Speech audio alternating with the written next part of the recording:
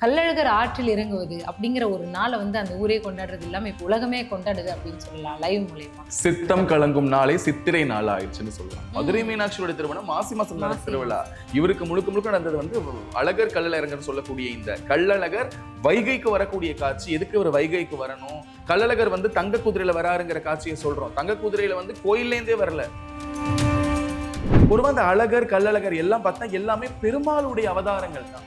ஏன்னா உற்சவமூர்த்தினா தெரியும். உற்சவமூர்த்தினா என்ன? உற்சவங்கள் போது தன்னை அலங்கரித்துக் கொண்டு மக்களிடம் பவனி வருபவர். இந்த உற்சவமூர்த்தியோட பேர் தான் அழகர். இப்ப மூலவரோட பேர் என்னன்னு கேட்டா பரமபத சுவாமி என்று அவருக்கு பேர். இந்த அழகர் எப்போ கள்ளழகரா மாறுறாரு? ஒரு கள்ளனாக தன்னை காண்பித்துக் கொண்டு அந்த மக்களை நல்வழிப்படுத்தி கல்லாக வந்த எங்கள் அழகனே என்று மக்கள் வேண்டிக் கொண்டதற்கு இணங்க சுவாமி கள்ளழகராக ஆட்சி கொடுத்தார். சிவனை மிஞ்சக்கூடிய ரூபமா இருக்கு இங்க. அழகர்ல இந்த கள்ளழகரா மதுரையை நோக்கி வருகின்ற பொழுது இவருடைய உருவத்தை பார்த்தாலே நம்மளை மிரட்டி போடும் உருவமாக இருக்கு. கையில் வளைத்தடி. வளைத்தடினா சாட்டை போன்ற பிரம்பு போன்ற ஒரு ஆயுதத்தை கையிலே வளைத்து வைத்துக் கொண்டு இடுப்பிலே சமத்தாடு சுத்தி வண்ணத்தை நேயர்கள் பார்த்துட்டாங்கன்னா பச்சை வண்ணத்துல சுவாமி நமக்கு காட்சி கொடுத்தாருன்னு சொன்னா அந்த வருடம் ரொம்ப செழிப்பா இருக்கும், விவசாயத்திற்கு பஞ்சமே இருக்காது அப்படிங்கிற ஒரு காட்சியை நமக்கு கொடுக்குறாரு. அதே மாதிரி சிவப்பு வண்ணம் சொன்னா அந்த வருஷம் நம்ம ரொம்ப எச்சரிக்கையா இருக்கணும், ஏதாவது ஒரு மிகப்பெரிய இயற்கை சீற்றம் வரலாம். அதே மாதிரி வெள்ளை அல்லது ஊதா வந்துச்சுன்னா அந்த வருஷம் ஒண்ணு போர் பதற்றம் இருக்கணும், அப்படி இல்லைன்னா நாடு ரொம்ப அமைதியா இருக்கும். ஏன் நம்ம அவர் மேல தண்ணிய பீச்சு அடிக்கிறோம் அப்படிங்கிறதுக்கான வரலாறு. பெருமாள் போன ஒரு அவதாரத்துல என்ன அவதாரமா வந்திருக்காருன்னா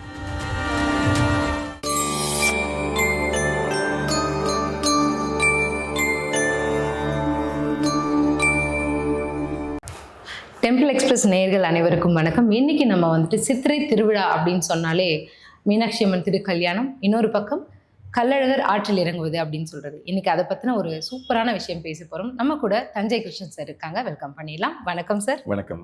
சூப்பர் சார். இன்னைக்கு வந்துட்டு நம்ம நிறைய விஷயங்கள் மதுரை பத்தி போன 2 பதிவுகளுமே பார்த்துருந்தோம். குறிப்பா எல்லாருமே ஆசைப்படுறது வந்து மதுரை அப்படின்னாலே இந்த கள்ளழகர் திருவிழா, இந்த ஃபெஸ்டிவல் அப்படின்னு சொன்னாலே மதுரையில் வந்துட்டு இதுதான் மேஜராக பார்க்கப்படுது. கள்ளழகர் ஆற்றில் இறங்குவது அப்படிங்கிற ஒரு நாளை வந்து அந்த ஊரே கொண்டாடுறது இல்லாமல் இப்போ உலகமே கொண்டாடுது அப்படின்னு சொல்லலாம் லைவ் மூலயமா. அந்த ஆற்றில் இறங்குற விஷயம் எதுக்காக? இவ்வளோ ஊரில் இவ்வளோ நதிகள், இவ்வளோ நீரோட நிறைய விஷயங்கள் இருக்கும்பொழுது பர்டிகுலராக ஏன் வந்து கள்ளழகர் அந்த ஊரில் இறங்கணும்?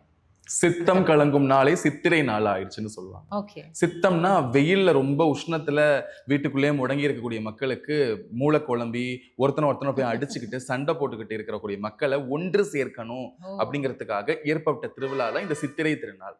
அப்ப இந்த சித்திரை திருநாள்னு சொன்னாலே இன்னைக்கு எல்லாரும் புரிஞ்சுக்க வேண்டியது மதுரை மீனாட்சி அம்மனுக்கு போயிடுறாங்க. மதுரை மீனாட்சியோட திருமணம் மாசி மாசம் நடந்த திருவிழா. இவருக்கு முழுக்க முழுக்க நடந்தது வந்து அழகர் கள்ளழகர் சொல்லக்கூடிய இந்த கள்ளழகர் வைகைக்கு வரக்கூடிய காட்சி. எதுக்கு ஒரு வைகைக்கு வரணும்?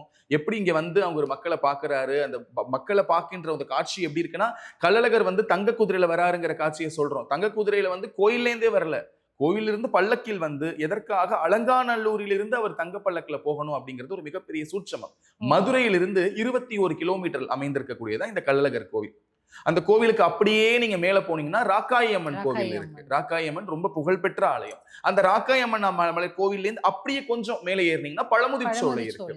இந்த பழமுதிர்ச்சோலையில இருந்து அப்படியே இன்னும் மேலே ஏறினீங்கன்னா நூபுர தீர்த்தம் அப்படின்னு சொல்றாங்க. இந்த நூபுர தீர்த்தம் வந்து மேல கங்கையிலிருந்து நமக்கு கிடைக்கக்கூடிய தீர்த்தம். கங்கைனா சிவபெருமான் தலையில ஓடக்கூடிய தீர்த்தம். இந்த தீர்த்தம் எப்படி வருதுன்னே தெரியாது, ஏன்னா எந்த விதமான இயற்கை சாரல்களும் இல்ல, தண்ணி வர்றதுக்கான எந்த விதமான ஒரு வசதியுமே இல்லை. இப்படி எங்கேயாவது சுனை எதுவும் ஓடுனுச்சுன்னா கூட தண்ணி வருதுன்னு சொல்லலாம். ஆனா இந்த நூபுர தீர்த்தம் எங்கேந்து வரும் என்ற ஒரு தீர்க்க முடியாத ஒரு மிகப்பெரிய ரகசியத்துக்குள்ள இந்த ஆலயம் இருக்கு. அப்பேற்பட்ட குறிப்பா கள்ளழகர் அங்க குளிக்க வைக்கிறதுன்றது ஆமா இன்னுமே ஒரு பிரபலமான ஒரு விஷயமா இருக்கு. இப்படி இந்த உற்சவம் மொத்தம் 11 நாட்கள் நடக்கக்கூடிய உற்சவமா இருக்கு. இந்த உற்சவத்துல இந்த அழகர் எப்படி கள்ளழகரா மாறுறாரு? பொதுவா இந்த அழகர் கள்ளழகர் எல்லாம் பார்த்தா எல்லாமே பெருமாளுடைய அவதாரங்கள் தான். ஏன்னா 108 திவ்ய தேசங்களில் ஒரு திவ்ய தேசமாக இந்த திவ்ய தேசம் இருக்கக்கூடிய காட்சியை நம்ம யாருக்கும் பெருசா பாத்துக்கிறது. திருமலைக்கு நிகரா இருக்கிறதுனாலதான் இந்த ஆலயத்தை நாம் சொல்றோம் சோலைமலை சொல்றாங்க. சோலைமலையோடு சேர்த்து திருமால் பெரும் சோலை அப்படின்னு சொல்றாங்க. திருமால் இருஞ்சோலை, திருப்பெருஞ்சோலை, மாவிருங்குன்றம் அப்படின்னு நிறைய இதுக்கு பேர் இருந்தாலும் கூட இன்னைக்கு திருப்பதிக்கு நிகரா போற்றக்கூடிய ஒரு ஆலயமா மதுரையில இருக்கு அப்படின்னு சொல்றாங்க. சில பேர் திருப்பதிக்கு போக முடியாது, திருப்பதிக்கு நேர்த்திக்கடன் வச்சவங்க எல்லாம் இங்க போகக்கூடிய விஷயமா இருக்கு. எங்க பாண்டிய நாட்டுல இருக்கக்கூடியவங்க எல்லாம். சோழ நாட்டில் திருப்பதிக்கு போக முடியாதவர்கள் எல்லாம் திருப்பதியின் அம்சமாக இருக்கக்கூடிய நம்ம உப்பே போடாத உப்பிலியப்பன் ஆலயத்திற்கு செல்லக்கூடிய, உப்பில்லா பண்டம் குப்பைன்னு சொல்லுவாங்க, ஆனா இங்க பிரசாதமா வைக்கக்கூடிய பிரசாதமே உப்பில்லாத பண்டம்னு சோழ நாட்டுல வந்து உப்பிலியப்பனை பார்ப்பாங்க. சேர நாட்டில் பெருமாளுக்கு வழிபடாதவர்கள் குருவாயூருக்கு போகக்கூடிய காட்சியை பார்க்கலாம். அப்படி ஒரு தேசமும் ஒவ்வொரு விதமான ஆன்மீகத்தில் தலை தூங்கிய காட்சி நம்மளால பார்க்க முடியும். அப்படி இந்த பெருமாள் உற்சவமூர்த்தி, மூலவமூர்த்தின்னு 2 மூர்த்தி இருக்காரு. உற்சவமூர்த்தினா தெரியும். உற்சவமூர்த்தினா என்ன? உற்சவங்கள் போது தன்னை அலங்கரித்துக் கொண்டு மக்களிடம் பவனி வருபவர். இந்த உற்சவமூர்த்தியோட பேர் தான் அழகர். இப்ப மூலவரோட பேர் என்னன்னு கேட்டா பரமபத சுவாமி என்று அவருக்கு பெயர். பரமபதம்னு எப்படி நம்ம விளையாடக்கூடிய காட்சி இருக்குமோ அப்படி அந்த பேரு பரமசுவாமி, மக்கள் கிட்ட பரமபத சுவாமி. சுவாமி ஏன் சுவாமி எங்க பரமசுவாமியா இருக்காருன்னு சொன்னா, பரமபதம் எப்போ ஏற்பட்ட விளையாட்டுன்னு சொன்னா, நம்மளுடைய தேசங்களில் மிகவும் சிறந்தது ஏகாதசி. அந்த ஏகாதசியினுடைய விளையாட்டுல தான் சுவாமி வந்து அங்க அற்புதமா உதிச்சு மக்களுக்கு காட்சி கொடுத்தார். எல்லாரும் மக்கள் எல்லாம் விளையாண்டுட்டு இருக்கிறப்போ இப்படி ஒரு நாள்ல இந்த மக்கள் தங்களுக்கு தெரியாம விளையாண்டுட்டு இருக்காங்க. இந்த விளையாட்டோட முக்கியத்துவத்தை சொல்லக்கூடிய நாதரா அங்க பரமசுவாமியா அவதரிச்சு மக்களுக்கு பல்வேறு லீலைகளை செய்யக்கூடிய நாதரா இருக்காரு. இப்படி ஆலயத்துல இருக்கக்கூடியவர் பரமசுவாமி, மக்களுக்கு காட்சி கொடுக்கக்கூடியவர் அழகர். இந்த அழகர் எப்போ கல்லழகரா மாறுறாரு? கல் அழகரா இல்ல கள்ளர் அழகரான்னு பார்த்தா இவரு கள்ளர் அழகர். இப்ப மக்கள் வந்து கள்ளர்னா ஒரு சமூக இனக்குழுவான்னு கேட்டா இல்ல. கள்ளர்னா இந்த இடத்துல கள்ளர் சமூகம். நீங்க அந்த இடத்துக்கு பக்கத்துல பாத்தீங்கன்னா கள்ளருங்கோட்டை அப்படின்னு ஒரு பகுதி இருக்கு, கள்ளருஞ்சேரின்னு ஒரு பகுதி இருக்கு. கள்ளர்னா என்னன்னு சொன்னா திருட்டு தொழிலை, திருடுன்னு சொல்லக்கூடியது களவு தொழிலை செய்யக்கூடிய ஒரு மிகப்பெரிய சமூகம் தான் இந்த கள்ள சமூகம்.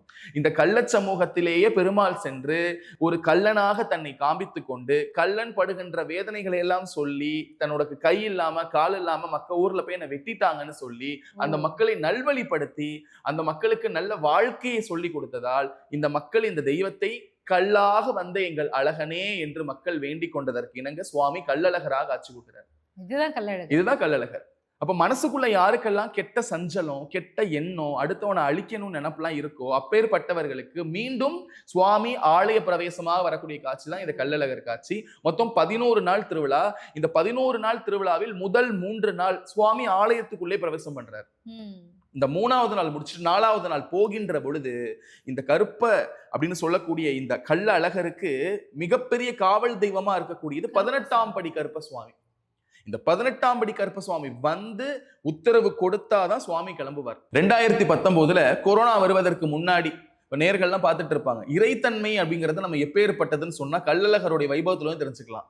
அங்க இருக்கக்கூடிய பூசாரிகளுக்கு குறி வந்து சொல்லக்கூடியது. பூசாரி ஒன்னும் அஸ்ட்ராலஜி படிக்கல, நாள்நலிகை தெரியல, சுவாமி வந்து சொல்லக்கூடியதுன்னு பாக்குறோம். 2019 டிசம்பர்ல நமக்கு இந்த கொரோனா தொற்று, அதனால டிசம்பர் 19 கோவிட் நம்ம சொல்லக்கூடிய காட்சியை பார்க்கலாம். இதுக்கு முன்னாடி, அதாவது 2019 பிறப்பதற்கு 2018ஆம் வருடத்திலேயே சுவாமிக்கு அருள் வந்து சொல்கிறார்கள், இந்த வருடம் நான் ஆலயத்திற்கு வரமாட்டேன். யாரு? கருப்பண சுவாமி. நான் ஆலயத்தை விட்டு அனுப்ப மாட்டேன் அப்படின்னு சொல்லிடுச்சு. என்னடா இவர் இப்படி சொல்லிட்டாரு, எப்படி நம்ம திருவிழா நடத்த போறோம்னு பார்த்தா உண்மையிலேயே கொரோனா என்கின்ற பெரும் தொற்று வந்து ஆலயத்துல திருவிழாவை நடத்த முடியாம போயிடுச்சுன்னு சொன்னா அப்ப எந்த அளவுக்கு கருப்பண்ண சுவாமியினுடைய சக்தி இருக்கு அப்படிங்கறத புரிஞ்சுக்கலாம். இந்த இடத்துல ஆமா, பெருமாள் அப்படின்னு சொன்னாலே பெருமாள் வந்து காக்கக்கூடியவர். ஏன்னா இப்ப ஒரு படைக்கிறதுக்கு ஒருத்தவங்க, காக்கிறதுக்கு ஒருத்தவங்க, அழிக்கிறதுக்கு ஒருத்தவங்க. சிவனுக்கும் பெருமாளுக்குமான பக்தியை பாத்தீங்கன்னா சிவபெருமான் ஒரு கண்ணை பிச்சு போட்டுட்டு மறு கண்ணை எனக்கு கொண்டா அப்படின்னு சொல்லி நம்ம கண்ணப்பர் வரலாற பார்க்கலாம். ஒரு கண்ணை தூக்கி அவருக்கு காலை வச்சுட்டு இன்னொரு கண்ணை தூக்கி வச்சு எங்க வைக்கிறதுன்னு தெரியாம பிச்சு எடுக்கக்கூடியது. உன் பிள்ளை எனக்கு சமைச்சு கொடு, எனக்கு பிள்ளைக்கு சொல்லி பிள்ளையை துண்டு துண்டு துண்டு துண்டாக வெட்டி சமைச்சு வைக்கக்கூடிய காட்சி நம்ம பார்க்கலாம். எனக்கு உன் மனைவி மீது ஆசைன்னு சொல்லி அடுத்த மனைவி எனக்கு திருமணம் பண்ணி கொடுன்னு சொல்லி கொடுக்கக்கூடிய காட்சியை பார்க்கலாம். இப்படி செவுத்துல ஆணி அடிச்சுட்டு இந்த ஆணி சரியா அடிச்சிருக்கோமா இல்லையான்னு ஆட்டி பார்க்கின்ற அளவுக்கு ஒரு அற்புதம் நிறைந்த பக்தி சைவ பக்தி. ஆனா வைணவத்துல அப்படி கிடையாது. பெருமாள் நினைச்சு எழில் கொஞ்சம் ஒரு பாட்டு பாடினா ஆண்டாள் பாடின பாட்டுக்கு திருமால் வாழ்க்கையே கொடுத்திருக்காருன்னு அப்பேற்பட்டவர். ஆனா இந்த இடத்துல பெருமாள் நான் அப்படிலாம் இல்லப்பா, நான் மாறியும் காட்டுவேன்னு சொல்லக்கூடிய பெருமாள் ரூபம் எப்பேற்பட்டதுன்னா சிவனை மிஞ்சக்கூடிய ரூபமா இருக்கு. இங்க அழகர்ல இந்த கல் அழகரா மதுரையை நோக்கி வருகின்ற பொழுது இவருடைய உருவத்தை பார்த்தாலே நம்மளை மிரட்டி போடும் உருவமாக இருக்கு. அந்த உருவம் எப்படி இருக்குன்னா, கலவல்லர்களை எப்படி கிளம்புறாருன்னு பார்த்தோம்னா, கள்ளருக்குன்னு ஒரு கொண்டை, அந்த கொண்டையை சூடிக்கொண்டு கொண்டையில ஒரு குத்து ஈட்டி, கொண்ட மேல ஒரு குத்தக்கூடிய ஒரு ஈத்தி ஒன்ன சொருவி வச்சுக்கிட்டு கையில் வளைத்தடி, வளைத்தடினா சாட்டை போன்ற பிரம்பு போன்ற ஒரு ஆயுதத்தை கையிலே வளைத்து வைத்துக் கொண்டு இடுப்பிலே சமத்தாடு சுத்தி அதென்ன சமத்தாடு சுத்தினா இடுப்பில் எந்த நேரத்துல எவன் வேணா வருவான் அவனை போட்டு தள்ளுறதுக்காக வைத்திருக்கக்கூடிய ஒரு இடுப்புல ஒரு கத்தி, குதிரையில ஒரு கம்பீர பயணம். அப்படி கள்ளழகரை பார்த்தாலே ஒரு கருப்பண்ண சுவாமியை பார்க்கின்ற அளவிற்கு, ஆனா ஒரு கருப்பண்ண சுவாமி இல்ல, 18ஆம் படி கருப்பண்ண சுவாமியிடம் அருளை பெற்று கள்ளழகர் கருப்ப சுவாமியாகவே அவர் வெல்ல வர்றார். அந்த காட்சியை பார்க்கின்றாலே நமக்கு அப்படியே மெய் சிலிர்க்கும். நீங்க இன்னைக்கு பாத்தீங்கன்னா சாமி வராதவர்கள் எல்லாம் சாமி வருவார்கள். அருள்னு சொல்றது சாமி கோயில்ல வரதை நீங்க பார்க்கலாம், ஒரு பெரியவங்களுக்கு வரலாம். ஒரு 7 வயசு 8 வயசு பிள்ளையெல்லாம் அந்த காட்சியை பார்த்துட்டு இந்த வெயில்ல கடந்து குதிக்கக்கூடிய காட்சியை நம்மால் பார்க்க முடியும்னு சொன்னா, இதெல்லாம் நம்மால் கற்பனையிலும் நினைத்து பார்க்க முடியாத அதிசயங்களாக இருக்கிறது. இப்படி வரக்கூடிய இந்த சுவாமி தன்னுடைய பல்லக்கு அலங்காரத்தில் இருந்து குதிரை அலங்காரத்திற்கு மாறக்கூடிய இடத்திற்கு பெயர் சொன்னோம்னா, இன்னைக்கு நம்ம அலங்காநல்லூர் அப்படின்னு சொல்றோம். இதுக்கு ஏன் அலங்காநல்லூர்னு பேர் வந்துச்சுன்னா, சுவாமியை அலங்காரம் செய்து நல்லூருக்கு அனுப்பக்கூடிய இடம். தல்லாக்குளத்திற்கு சுவாமி அனுப்பணும். தல்லாக்குளத்துலதான் ஸ்ரீ வெங்கடேஸ்வர சுவாமி சீனிவாச சுவாமியோட ஆலயம் இருக்கு. அங்கதான் நம்ம அனுப்ப போறோம். இப்படி சுவாமியை பல்லக்கு வரைக்கும் கொண்டு வந்த சுவாமியை பல்லக்கை இறக்கி வச்சுட்டு தங்க குதிரையில சுவாமியை ஏத்தி அலங்காரம் செய்ததாலே இன்னைக்கு அதுக்கு மதுரையில அலங்காநல்லூர் அப்படிங்கிற திருப்பெயரும் வந்திருக்கக்கூடிய அந்த காட்சியை பார்க்கலாம். இப்படி இப்பேற்பட்ட விஷயமும் வச்சுக்கிட்டு சுவாமி அலங்காரம் பண்ண போறோம். சுவாமி அலங்காரம் பண்றதுக்கு ஒரு பெரிய பெட்டி, அந்த பெட்டியில ஏகப்பட்ட புடவைங்க. அந்த புடவைங்களுக்கு ஒரு வண்ணம், எல்லா புடவையும் அந்த பெட்டிக்குள்ள இருக்கு. என்ன வண்ணம் வரப்போகுது அப்படிங்கிற ஒரு எதிர்பார்ப்போடு எல்லாரும் இருக்காங்க. இப்ப அங்க இருக்கக்கூடிய அந்த பட்டாச்சாரியர் தான் உள்ள கையை விட்டு ஏதோ ஒரு வண்ணத்தை எடுக்க போறாரு, ரேண்டமா தான் எடுக்க போறாரு. அந்த எந்த வண்ணம் வருதோ அதை சுவாமிக்கு உடுத்துறாங்க. தொடர்ந்து இந்த போன 3 வருஷங்கள்ல பாத்தீங்கன்னா மஞ்சள் இந்த மாதிரி வண்ணங்கள் வந்திருக்கிறத பார்க்கலாம். ஆனா 2018 நமக்கு வந்த வண்ணம் சிகப்பு. அப்ப சிகப்புனா அபாயம் அப்படிங்கிற ஒரு விஷயம். இப்படி ஆமா, நம்மள அலர்ட் பண்ணி நம்மளை எச்சரிக்கை பண்ணக்கூடியவர்ல. ஏன்னா படைக்கிற தொழில பிரம்மா செஞ்சாலும் மக்களை காப்பாற்றக்கூடியவர் பெருமாள் தானே. அந்த விஷயத்துல ரொம்ப அற்புதமா செஞ்சார். இப்படி வண்ணத்தை இப்ப நேயர்கள் பார்த்துட்டாங்கன்னா, பச்சை வண்ணத்துல சுவாமி நமக்கு காட்சி கொடுத்தாருன்னு சொன்னா அந்த வருடம் ரொம்ப செழிப்பா இருக்கும், விவசாயத்திற்கு பஞ்சமே இருக்காது அப்படிங்கிற ஒரு காட்சியை நமக்கு கொடுக்கிறாரு. அதே மாதிரி சிவப்பு வண்ணம் சொன்னா அந்த வருஷம் நம்ம ரொம்ப எச்சரிக்கையா இருக்கணும். ஏதாவது ஒரு மிகப்பெரிய இயற்கை சீற்றம் வரலாம், இல்லை மனிதனால் கட்டுக்கோப்புக்கு மிஞ்சப்படாத எதுவும் வியாதிகள் வரலாம் அப்படிங்கிறத சுவாமி ரொம்ப அற்புதமா சொல்றாரு. ஆமா அப்படின்னு சொல்றாரு. அதே மாதிரி வெள்ளை அல்லது ஊதா வந்துச்சுன்னா அந்த வருஷம் ஒண்ணு போர் பதற்றம் இருக்கணும், அப்படி இல்லைன்னா நாடு ரொம்ப அமைதியா இருக்கும் அப்படின்னு இந்த வெள்ளை மற்றும் ஊதா புடவைக்கு நமக்கு சொல்றாரு. அதே மாதிரி மஞ்சள் புடவை வந்தா மஞ்சள்னால நேர்கள் சொல்லிடுவாங்க என்னது மங்களகரமான விஷயம் நடக்கும் அப்படிங்கிறத இவர் சொல்றாரு. அதே மாதிரி இந்த இடத்துல அழகுக்கு அழகு சேர்க்கக்கூடிய இன்னொரு விஷயம் என்னன்னா பக்தர்களுடைய நேர்த்திக்கடன் தான். பக்தர்களுடைய நேர்த்திக்கடன் எல்லாரும் தண்ணியை மட்டும் ஊத்துறாங்கன்னு சொல்றீங்களா? அது இல்ல. பக்தர்களுடைய நேர்த்திக்கடன் என்னன்னா, அழகர் தங்களுடைய இருப்பிடத்திற்கு வர வேண்டும் என்று 11 நாட்கள் விரதம் இருந்த பக்தர்கள் ஒரு மிகப்பெரிய பானையில முழுவதும் சர்க்கரை நிரப்பிடுவாங்க. இந்த சர்க்கரையை நிரப்பி விட்டு அதன் மேல வாழை இலையை, காய்ந்த வாழை இலை, அதாவது காய்ந்த ஓலைன்னு சொல்லுவாங்க. நாறு கிழிச்சா பூ கட்டுறது, நாரா கிழிக்காம வாழை இலையை காய வைத்து இந்த குடத்தின் மீது கட்டிடுறாங்க. இந்த குடம் 11 நாட்களும் பூஜை செய்யப்படுகிறது.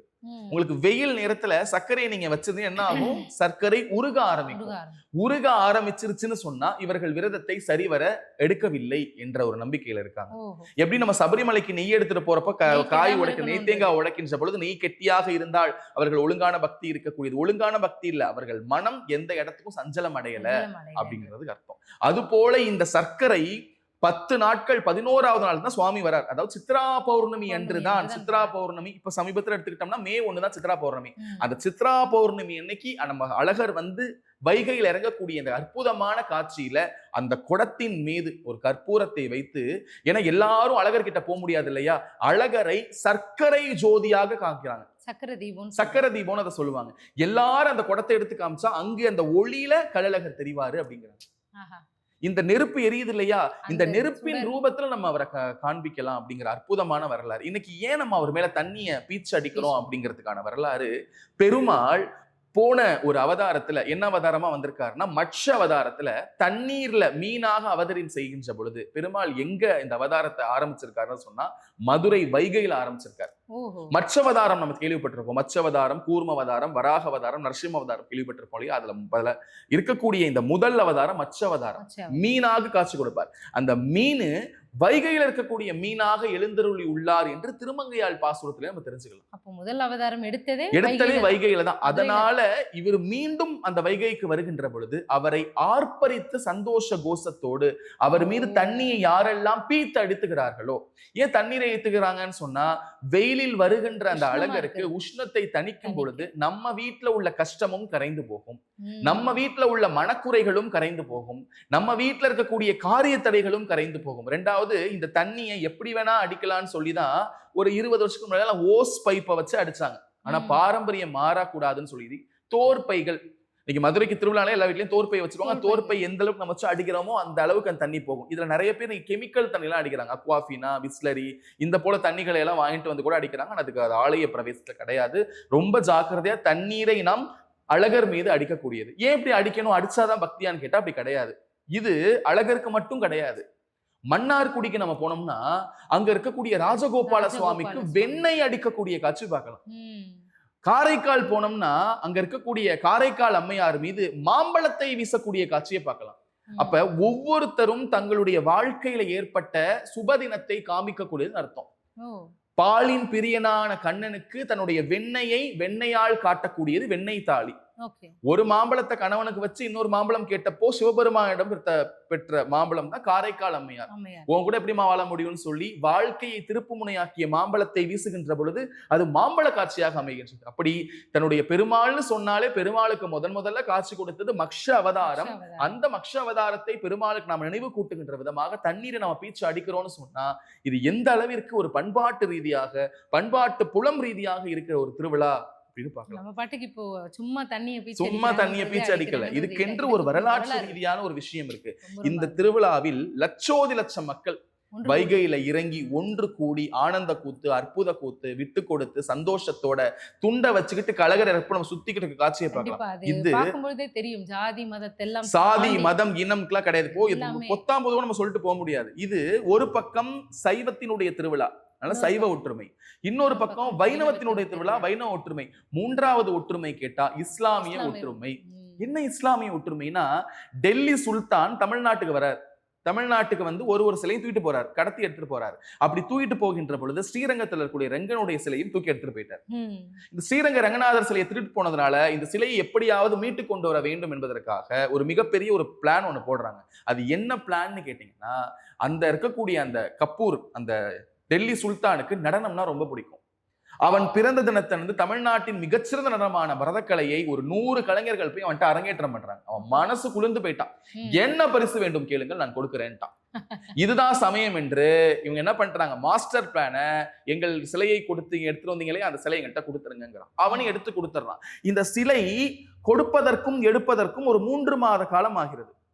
அந்த 3 மாத காலத்துல அந்த டெல்லி சுல்தானுடைய மகள் சுரதானி, நம்ம பொதுவா இஸ்லாமியர்கள்னா இன்னைக்கு மத பிரச்சனைகள்லாம் இன்னைக்கு ரொம்ப பெரிய பிரச்சனைகளா இருக்கு. ஆனா மக்கள் எப்படி வாழ்றாங்க பாருங்க. இஸ்லாமிய சமூகத்தில் பிறந்த சுரதானி, இதுவரைக்கும் எந்த விதமான சம்பிரதாயத்தையும் பார்க்காத ஒரு சுரதானி இந்த பெருமாளின் மீது காதல் கொள்கிறார். அந்த காதல் அவளால் திருக்க முடியல. இந்த 3 மாதமும் அவளை பார்த்து கொண்டே சாப்பிடுகிறார். அந்த அழகனை பார்த்து கொண்டு நினைக்கிறாள். தன்னுடைய அரண்மனையில வச்சுக்கிறார், அந்த புறத்துல வச்சு பூஜை செய்கிறார். ஒரு இஸ்லாமியை சேர்ந்த ஒரு பெண் நம்மளுடைய பாரத தேசத்துல ஸ்ரீரங்கத்தினுடைய பெருமாளுக்கு பூஜை செய்து அவனுக்காகவே வாழ்ந்துட்டு இருக்கா 3 மாசம். இவ என்ன பண்றா, அவங்க இஸ்லாத்துல மதரசா என்கின்ற ஒரு வழக்கம் இருக்கு. அதை தொழுவதற்காக அவள் சென்ற நேரம் பார்த்து அந்த சிலையை எடுத்து கொடுத்துட்டான் அரசன். இப்ப வந்து உணவு அருந்த மாற்றா, அரண்மனை உள்ள பொருளை போட்டு உடைக்கிறா, கண்ணாடியால் கைகள் கிழித்துக் கொள்கிறாள். இதை பார்த்த அரசனுக்கு தன்னுடைய மகளுடைய உயிர் போய்விடுமோ என்பதை பதப்படுத்து மீண்டும் டெல்லியிலேருந்து ஒரு பெரிய படை அனுப்பி இந்த சிலையை தூக்கிட்டு வர சொல்லிட்டான். இதுக்குள்ள மக்கள் என்ன பண்ணிட்டாங்க, இந்த சிலை எடுத்து ஒரு பகுதியை மதுரை வைகையிலையும் இன்னொரு பகுதியை திருக்கோவிலூர்னு சொல்லக்கூடிய உலகளந்த பெருமாள் கட் பண்ணிட்டாங்கல. என்ன மெட்டீரியல்? மெட்டீரியல் எப்படின்னா தங்கத்தால் செய்யப்பட்ட பொருள். 2 சிலைகள், ஒரு சிலை தூக்கிட்டு போயிட்டான், ஒரு சிலை இருக்கு தெரியாது. இப்ப வந்து 2ஐயும் தூக்கிட்டு போயிடுவான்னு சொல்லிட்டு எதை தூக்கிட்டு போனானோ அந்த சிலையை மதுரையில் இருக்கக்கூடிய வைகை மணல்ல புதைச்சிடுறாங்க. ஏன்னா வைகை நான் ஏற்கனவே சொல்லிட்டேன், காடுகளால் சூழப்பட்ட பகுதி. கடம்ப வனம்னு சொல்லியாச்சு. அப்ப காட்டுக்குள்ள வந்து எடுக்க முடியாதுன்னு அங்க பதுக்கி வச்சாச்சு. இன்னொரு சிலையை திருக்கோவிலூருக்கு அருகில் சென்று ஒளிய வச்சுட்டாங்க. இப்ப வரா, சிலை இல்ல, விரக்தியில போயிடுறான். ஆனா அவன் என்ன சொல்லிட்டா, நான் போக மாட்டேன், என்னுடைய உயிர் இந்த அரங்கன்ட்ட தான் இருக்குன்னு சொல்லி ஸ்ரீரங்க கோவில் வாசல்லையே உட்கார்ந்து இந்த பொண்ணு அங்கேயே தவம் இருந்து தன்னுடைய வாழ்க்கையை மரணிச்சு போயிடுறான். இப்ப என்ன பண்றாங்க, ஒரு பட்டாச்சாரர் மேல பெருமாள் வந்து இவள் எனக்காக உயிர் நீத்திருக்கா, அதனால இவளை நீங்க என்கிட்டே வச்சிருக்கணும். உலகத்தில் நீங்க எங்குமே பார்க்க முடியாத ஒரு வைபவம். ஸ்ரீரங்கம் ஆலயத்திற்குள்ள பெருமாள் ஆலயத்துக்கு அப்படியே பின்னாடி பிவி நாச்சியார் இஸ்லாமிய பெண்ணுக்கு ஒரு தனி சன்னதி உண்டு. இஸ்லாமியர்கள் வந்து உருவ வழிபாடு செய்ய மாட்டாங்கன்னு சொல்லி அவருடைய படத்தை வரையப்பட்டு அங்க அவளுக்கு காட்சி தராரு. என்னைக்கு இஸ்லாமியர்கள் தொழுவாங்கன்னா வெள்ளிக்கிழமை தொழுகுவாங்க. அதனால பெருமாள் ஸ்ரீரங்கத்துல வந்து பாத்தீங்கன்னா வெள்ளிக்கிழமை பெருமாள் உடுத்திருக்கிற உடை என்ன உடைன்னு பார்த்தா கைலியில காட்சி கொடுப்பார். பெருமாள் கைலியில் காட்சி கொடுப்பார். பெருமாளுக்கு என்ன பிரசாதம்னு சொன்னா இஸ்லாமியர்கள் விரும்பி சாப்பிடுறது ரொட்டி. ரொட்டினால பரோட்டா தான் வெள்ளிக்கிழமை பிரசாதம். எப்ப பெருமாள் வெளில போனாலும் முதல்ல பிவி நாச்சியாரை பார்த்துட்டு தான் போவார். இங்க எப்படி இந்த காட்சி நடக்குதோ இதே போன்று மதுரையிலும் நடக்குது. எப்படி ஸ்ரீரங்கத்தில் பெருமாள் இருக்கிறாரோ அதே போல இங்க பரமசுவாமி இருக்கிறார். பரமசுவாமி சுவாமியாக இருக்கிறார். வெளில வருகின்ற போது அழகராக வருகிறார். அந்த அழகர் அலங்காநல்லூரில் வந்து அலங்காரம் செய்து கொண்டாலும் கூட, ஒரு வீரனாக இருந்தாலும் கூட, இங்கும் என்ன பண்றாங்க மதுரையில மக்கள், பிவி நாச்சியார் நினைவாக இங்கேயும் சிலையை பதிச்சு வச்சாங்க இல்லையா, இங்கும் ஒரு இஸ்லாமிய ஆலயம் எழுப்பப்படுகிறது, பிவி நாச்சியார் சன்னதி. இங்கும் அவர் வருகிறார். அப்ப மதங்கள்ல இருக்கக்கூடிய ஒற்றுமை எந்த அளவிற்கு, நம்ம இப்ப நீங்க பேசிட்டு இருக்கோம் மதங்கள் ஒற்றுமைன்னு, கிட்டத்தட்ட 2000-3000 ஆண்டுகளுக்கு முன்னாலே தமிழகம், இந்த பாரதத்துல இஸ்லாமியர்களும் தமிழர்களும் எந்த அளவிற்கு ஒற்றுமையாக இருந்திருக்கிறார்கள் என்ற வைபவத்தை நம்மளால சொல்றோம்னு சொன்னா இது எண்ணி பார்க்க முடியாத ஒரு அற்புதங்களாக ஏத்துக்கிற மனப்பான்மை இருக்கிறதே போதும் அப்படின்னு நினைக்கிறேன். அக்செப்டன்ஸ் வேணும் கண்டிப்பா. ஏன்னா எந்த அளவுக்கு அப்பவே அப்படி இருந்திருக்காங்க. இன்னைக்கு நம்ம நிறைய விஷயம் நம்ம இலைமலை காயா தான் பேச வேண்டிய பேசணும் இன்னைக்கு நம்ம என்ன ஊடகத்துல பேசுகின்ற பொழுது. அப்ப அந்த காலத்துல எப்படி இரண்டு ஒற்றுமையும் இருக்கு. அப்ப ஒரு பக்கம் சைவ ஒற்றுமை, ஒரு பக்கம் வைணவ ஒற்றுமை, மூன்றாவது இஸ்லாமிய ஒற்றுமை. இந்த 3 ஒற்றுமையும் சேர்ந்து 30 லட்சத்திற்கும் மேற்பட்ட இளைஞர்கள் ஆட்சியில இறங்கி, ஒரு பக்கம் பெண்கள், பெண்கள்லாம் வீட்டுக்குள்ளதான் இருக்கணும் கிடையாது, மதுரையில ஆண்டது அன்னைக்கே மீனாட்சி ஆண்டா. நீங்க பாத்தீங்கன்னா பார்க்கலாம் வைகையில ஒரு பக்கம் பெண்கள் கூட்டம், பெண்கள் கூட்டத்துக்கு காவல் எல்லாம் போட்டிருப்பாங்க, மறுபக்கம் சின்ன சின்ன பசங்க, பெண்கள், ஆண்கள், முதியோர்கள் எல்லாரும் எங்கள் குடும்ப திருவிழாவாக அந்த ஒட்டுமொத்த கூட்டத்தோடு அரல் அல்லல் கல்லகரா, அல்லல் அரகராகரா. ஏன் அல்லல்னு சொல்றாங்கன்னா, சல்லல் என்பது இஸ்லாமிய வார்த்தை, அதை அல்லலாக மாத்தி அல்லல் அழகரோகரா, அல்லல் அழகரோகரா என்ற இந்த வாசகத்தை உருக்கின்ற பொழுது ஒரு பக்கம் அரகரோகரா என்ன கேக்குதா, இல்ல அல்லல்னு கேக்குதா, இல்ல அழகரேன்னு கேக்குதான்னு சொல்லி, ஏன்னா மக்கள் தங்களுடைய வார்த்தைகளை அந்த இறைவன் மீது சாட்சுகின்ற பொழுது இறைவன் மனம் குளிர்ந்து அந்த தண்ணீர் பீச்சுகிறதுக்குள்ள அந்த தாவி பாய்கின்ற குதிரை, அந்த தாவி பாய்கின்றதோடு மஞ்சள் மட்டும் வந்துருச்சுன்னா இன்னும் பிரமாண்டம். அப்பா இந்த வருஷம் நல்லா இருக்குண்டா சாமின்னு அதை கொண்டாட்டம். அப்படி இப்பேற்பட்ட என்ன வண்ணம் வரப்போகுது, சுவாமி எப்படி காசு தர போறார், இந்த வருஷம் எப்படி இருக்க போகுதுன்னு ஒரு பெரிய ஒரு திருப்பு முனைக்கு நடுவே இந்த கள்ளழகர் வைபவம் நடக்கிறது. இப்படி எல்லாம் நடந்து முடிஞ்சதுக்கு அப்புறம் திருப்பி சுவாமி தல்லாக்குளம் போறாரு. தல்லாக்குளம் போய் மதுரையில கிட்டத்தட்ட 1 வாரம் தங்குறாரு. அப்படி தங்குன அழகர் ஏன் மீனாட்சி ஆலயத்துக்கு போகல அப்படின்னு ஒரு பெரிய கேள்விக்குறி வைக்கிறாங்க. இதுக்கு ஒரு நிறைய பின் சேர்க்கப்பட்ட கதைகள்லாம் இருக்கு. அழகர் நிறைய சீர்வரிசையோட திருமணத்துக்கு வராரு, திருமணத்துக்கு வரத்துக்கு முன்னாடியே கல்யாணம் முடிஞ்சிருது, இப்படி முடிஞ்சவர் கோச்சுக்கிட்டு போறாரு அப்படிங்கிற சில பின்பூட்டு கதைகள்லாம் சேர்க்கிறாங்க. இது உண்மை அல்ல. ஏன்னா மீனாட்சி திருமணம் நடக்கக்கூடியது மாசி மாசம், கள்ளழகர் நடக்கக்கூடிய வைபவம் வந்து சித்திரை. அப்ப திருமணம் நடக்காது கூட எப்படி ஒரு சீர் கொண்டு வந்திருக்க முடியும்? நீங்க புகைப்படத்துல பார்த்தா தெரியும், மீனாட்சி திருமணத்தில் தாரை வார்த்து கொடுப்பதே பெருமாள் தான். அதனால இந்த இடைச்சர்களாக வந்த கதைகளை நான் நம்பாமல், மீனாட்சிக்கும் அழகருக்கும் இருக்கக்கூடிய ஒற்றுமை என்னன்னா, கள்ளழகர் அந்த ஆட்சியில் இறங்குகின்ற பொழுது அண்ணனுக்காக தானே தன் தோட்டத்தில் பறித்து கட்டிய நந்தவன மாலை இன்னும் வரக்கூடிய ஒரு காட்சி தான் அற்புதமான ஒரு காட்சி. முதல் மாலை அந்த மாலை தான் சூட்டப்படும். எந்த மாலை?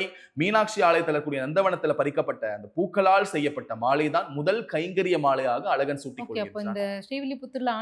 ஆண்டாள் போடுற மாலை ஸ்ரீரங்கத்துக்கு வருவது போல இங்கு தங்கை சூடிக்கொள்ள, தங்கை தன்னாலே பறித்து கட்டக்கூடிய அன்னைக்கு கதை இருந்தது. இன்று மதுரை நந்தவனத்தில் பறிக்கக்கூடிய அந்த பூக்கக்கூடிய அந்த பூக்களை பறித்து கட்டி தங்கை கொடுத்து விடுகின்ற மாலையே அரங்கன்னு சொல்லக்கூடிய அந்த அழகன் சூடிக்கொள்கின்றான்.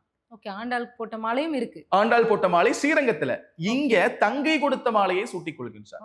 இப்ப நம்ம ஸ்ரீரங்கத்துக்கு சொல்ற மாதிரியே நம்ம ஸ்ரீரங்கத்துல சமயபுரம்னு சொல்லக்கூடிய இடத்துலயும் கண்ணபுரம்னு சொல்லக்கூடிய இடத்துலயும் அண்ணன் சமயபுரத்துக்கு சீர் கொடுக்கக்கூடிய காட்சியையும், சமயபுரத்துல இருந்து அண்ணனுக்கு மறுசீர் கொடுக்கக்கூடிய காட்சியும் நம்ம பார்க்கலாம். அப்ப இந்த அம்பாள் இந்த பெருமாள் 2 பேரும் அண்ணன் தங்கச்சிங்கிற இந்த உறவு அற்புதமான உறவாக இங்க காட்டப்படுகிறது. இப்படி பெருமாள் எல்லா விஷயத்தையும் முடிச்சுட்டு கடைசியா எங்க போறாருன்னு சொன்னா தல்லாக்குளம் பகுதிக்கு போறார். அங்க போய் தன்னுடைய ஆபரணங்கள் எல்லாம் கலட்டி வச்சு திருப்பியும் 18ஆம் படி கருப்புன்னு சொல்லக்கூடிய அந்த கருப்பனை நினைச்சு எல்லா நகைகளும் சரியா இருக்கான்னு சொல்லி வாசிச்சு பெட்டியில வைக்கணும். ஏதாவது ஒரு மூக்கு கொலை மிஞ்சுறது இல்ல தொடியில இருக்குள்ள கால் மிஞ்சுறது அப்படின்னு ஏதாவது இருந்துச்சுன்னா அந்த வருடம் ஏதாவது அசம்பாவிதம் நடக்கும் என்பதால் பக்தர்கள் ரொம்ப கண்ணுங்கருத்துமா அழகனை கொண்டு வந்து திருப்பியும் அழகனை கொண்டு வந்து பத்திரப்படுத்தி திருப்பி அழகன் ஆனந்தமா அற்புதமா அழகா ஆடி பாடி வான வேடிக்கையும் வான விளக்குகளும் வண்ண விளக்குகளும் ஜோர்தான் மதுரை. இப்ப நமக்கெல்லாம் திருவிழான்னு எடுத்துக்கிட்டீங்கன்னா ஒரு நாளோ 2 நாளோ 3 நாளோ முடிஞ்சிடும். ஆனா ஒரு மாசம் நடக்கக்கூடிய ஒரு திருவிழானா சித்திரை திருவிழா தான். அப்பேற்பட்ட இடத்தில் அழகன் ஆனந்தமா வந்து திருப்பியும் அலங்காநல்லூர்ல போயிட்டு தங்க குதிரையில இருந்து இறங்கி திருப்பியும் பல்லக்கில் ஏறி திருப்பியும் ஆணி வட்டம், பறை வட்டம், வாள் வட்டம், வேல் வட்டம்னு. என்ன வட்டம்னா நம்ம அன்னைக்கு ராஜா வரப்போ யானை படை, குதிரை படை, காலாட்படை, தேர்ப்படை வர மாதிரி வட்டம்னா படைன்னு அர்த்தம். எல்லா படைகளோட சூட திருப்பி எங்க போறாரு? பரமசுவாமியாக தன்னுடைய இடத்துல போய் அமர்ந்துக்கிறாரு. அமர்ந்த உடனே என்ன பண்றாங்க? அவருடைய சாகினா அவருடைய வாகனத்தினுடைய அந்த கால் குச்சி, அந்த குச்சியை கொண்டு வந்து 18 படிக்கு மேல் ஏறி அந்த 18 படியில வச்சு அந்த 18 படியின் மீது ஏறி அந்த இதை வாசிக்கூடிய காட்சி நம்மளால பார்க்க முடியும். இத்தனை நகைகளை எல்லாம் போட்டிருந்தாங்க, இத்தனை நகை எல்லாம் வந்துருச்சு சுவாமின்னு சொல்லி எல்லா கணக்கையும் சரிவர ஒப்படைச்சதுக்கு அப்புறம் தான் அந்த பூஜை நிறைவடையக்கூடிய காட்சியை பார்க்கலாம். அப்ப எந்த அளவிற்கு பெருமாள் இந்த இடத்துல வந்து பெருமாள் இப்படி எல்லாம் பண்றாரா? பெருமாள்னாலே மகிமை, அவருடைய அற்புதங்கள் எல்லாம் பார்த்திருப்போம். பெருமாள் இந்த இடத்தில் முழுக்க முழுக்க ஒரு ஐயனாராக, ஒரு சாஸ்தாவாக, ஒரு கருப்பனாக, ஒரு 18ஆம் படி முனியாண்டவனாக காட்சி கொடுக்கிறாருன்னு சொன்னா மக்களிடம் இருக்கக்கூடிய சஞ்சலங்கள், மனக்குறைகள், அவருடைய பிரச்சனைகள் எல்லாத்தையும் தீர்த்துட்டு மக்கள் எல்லாரும் சந்தோஷமா வாழணும் என்பதற்காக பெருமாள் வரக்கூடிய இந்த வைபவம் தான் மதுரை சித்திரை நாள்ல இருக்கக்கூடிய கள்ளழகர் வைபவமா கொண்டாடுறாங்க. கண்டிப்பா. ஏன்னா இந்த மக்களுக்கு மட்டும் இல்லாம தேவர்களாகிய நிறைய விஷயங்கள் இது பண்ணியிருக்காங்க. குறிப்பா அந்த மண்டூக முனிவர் அவங்களுக்கு சாபம் தீர்த்ததாகவும் இந்த வைகை ஆற்றில் ஒரு பெரிய நிகழ்வு இருக்கும்.